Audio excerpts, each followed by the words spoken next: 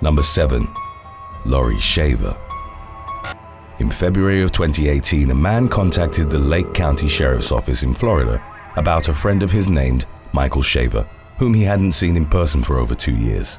Deputies were sent to Shaver's home near Clearmont, where they were met by his wife, Lori. She reportedly told them that the last time she'd seen her husband was roughly 3 years prior, when he'd left her and their kids. The officers requested to search the premises with cadaver dogs, but Lori refused and told them to come back with a warrant. Less than a month later, deputies returned with the aforementioned document in hand. It granted them the authority to scour the Shavers' property with detection dogs and ground-penetrating radar devices. It didn't take long for law enforcement to find Michael's body, which had been buried 3 feet beneath a concrete fire pit in the backyard. A medical examiner subsequently conducted an autopsy on the remains, and it was determined that Michael had suffered a single gunshot wound to the back of the head, several months to several years prior to being found in the shallow grave outside his house. Following an investigation into the matter, Lori was taken into police custody in September of 2020. The woman, who'd taken the surname Filmer after remarrying in 2016,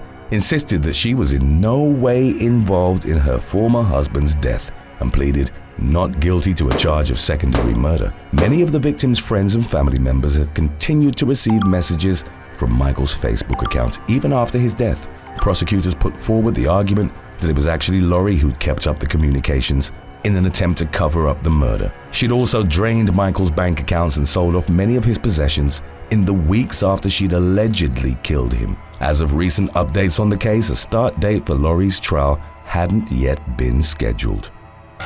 Number 6. Frank Freshwaters.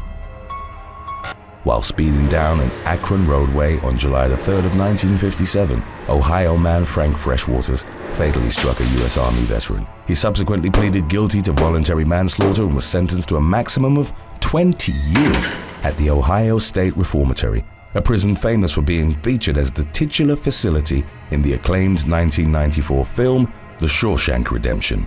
Freshwaters reportedly exhibited good behavior at the reformatory and was quickly able to gain the trust of prison officials. In order for him to serve the remainder of his sentence, he was transferred to the Sandusky Honor Farm, a minimum security facility in Perkins Township.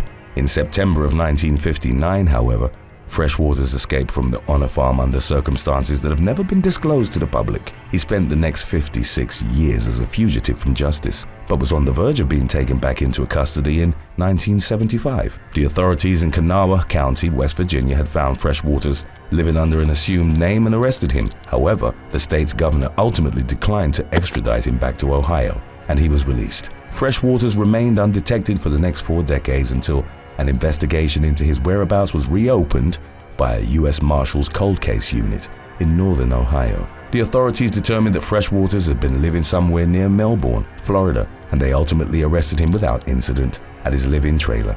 It was discovered that the man had obtained a social security card under the name William Harold Cox, which he'd used to seek work as a truck driver and a mobile librarian. Following a brief stint at the Ohio Department of Rehabilitation and Correction, Freshwaters was released on parole in June of 2016. Number 5. Jerry Hearn.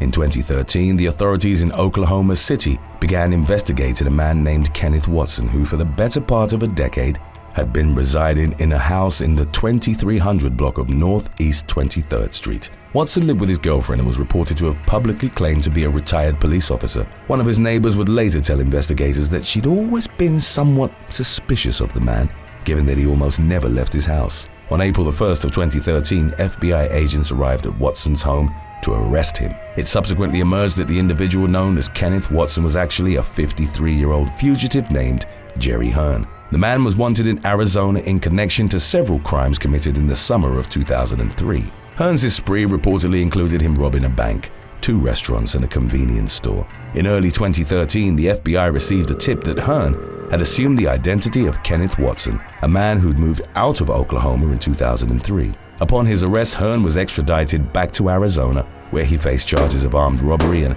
aggravated assault with a deadly weapon. Number 4. Joseph and Lara Selders. 21-year-old Blaze Wright Jr. was fatally shot in the head during an attempted burglary at his apartment in Universal City, Texas on February 2nd of 2007.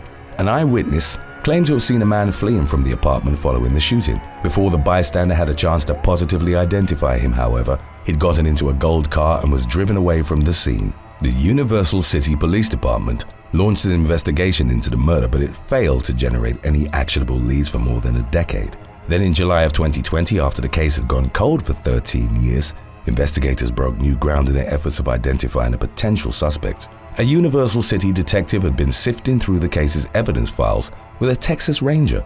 Together they realized that a woman depicted in a previously created composite sketch closely resembled an individual by the name of Lara Selders, who'd been a person of interest in the case but was never interviewed by the police. 34-year-old Selders was subsequently brought in for questioning, at which point she allegedly confessed to serving as the getaway driver for the burglary that had resulted in Wright's death. A second suspect named as Joseph Selders was arrested a short time later after being identified as the person who'd shot the victim. Lara maintained that she was unaware that Joseph had killed Wright until she saw her composite sketch on the news a few days later. Nevertheless, both she and the alleged shooter faced capital murder charges in the wake of their arrests.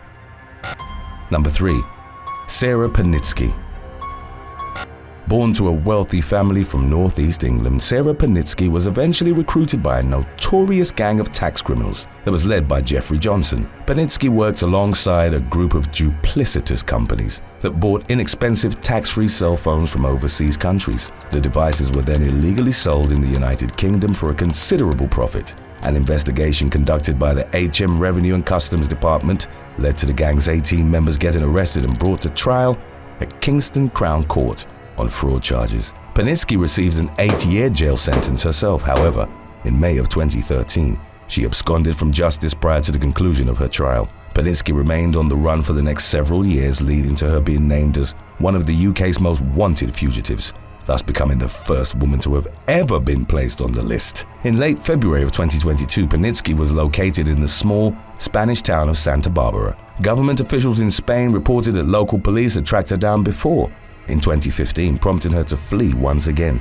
In the wake of her second flight from justice, she'd changed her physical appearance and cut off all communication with family members. Investigators eventually received a tip that she'd been hiding out in Santa Barbara, and she was ultimately taken into custody while walking her 2 dogs. As of the latest updates on the matter, the National Crime Agency had already set extradition proceedings into motion in order to bring Panitsky back to the UK. Number 2. Nicole Rice. On June the 4th of 2007, Anita Knutson's father went to her apartment in Minot, North Dakota, after she hadn't been answering phone calls or showing up to work for a couple of days. When he arrived at his daughter's residence, the man came upon her lifeless body lying face down on her bed. He called the police, who in their examination of the scene found a pocket knife coated with dried blood. Knutson's death was officially ruled a homicide by stab wounds that had caused her to bleed out. Police records indicated that the victim had last been heard from in the early hours of June the 3rd when she'd sent a text message to her friend. From the onset of the investigation, Minot detectives considered Knutson's roommate, Nicole Rice, to be a person of interest. Although she told investigators that she was out of town at the time the murder was committed, Rice was one of only a few individuals that had keys to the apartment she shared with Knutson. This aspect would have made it possible for her to get into the home without rousing suspicion. Law enforcement officials also learned that there had been considerable tension between Rice and Knutson in the weeks and months prior to the latter's murder. The case went cold for a number of years due to a lack of evidence, but Minot police continued to receive numerous tips that suggested Rice might have been the killer. A man who dated her for several months reported that after getting belligerently drunk at a party, she'd admitted to fatally stabbing Knutson. Investigators also found inconsistencies in Rice's alibi for the night of the murder, as she'd been seen at a bar during the time period in which she'd claimed to have been at her family's farm. After re-interviewing multiple people with knowledge pertinent to the case, Minot police issued a warrant for 34-year-old Rice's arrest in March of 2022, and she was charged with 1 count of murder. Her preliminary hearing was scheduled to take place the following month.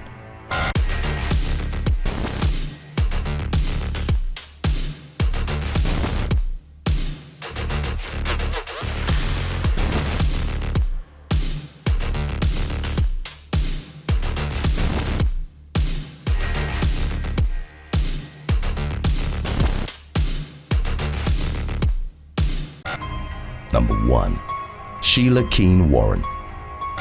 On the morning of May the 26th of 1990, Florida woman Marlene Warren heard a knock on the front door of her upscale Wellington home. Upon opening the door, Warren was met by an individual wearing a clown costume, an orange wig, and white face paint. The unannounced visitor handed her some flowers and foil balloons before abruptly pulling out a handgun and shooting her in the face. The assailant then fled the scene in a vehicle, leaving Warren in critical condition in her doorway. Investigators initially postulated that the attack, which resulted in Warren's death at the hospital several days later, might have been carried out by Sheila Keene, who was identified as Warren's love rival.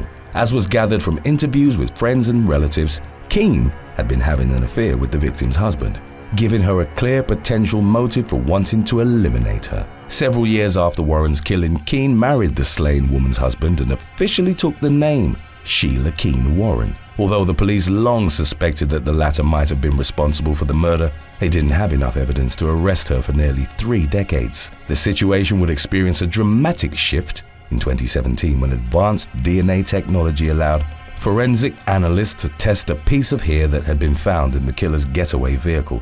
It was determined that the hair belonged to Keene Warren, who was arrested in Virginia, where she'd been living with her husband, Michael Warren. After she was formally charged with the murder, her trial was scheduled to begin in June of 2022. Thanks for watching. Would you rather be a wanted fugitive or live under the constant threat of being drafted to the army? Let us know in the comments section below.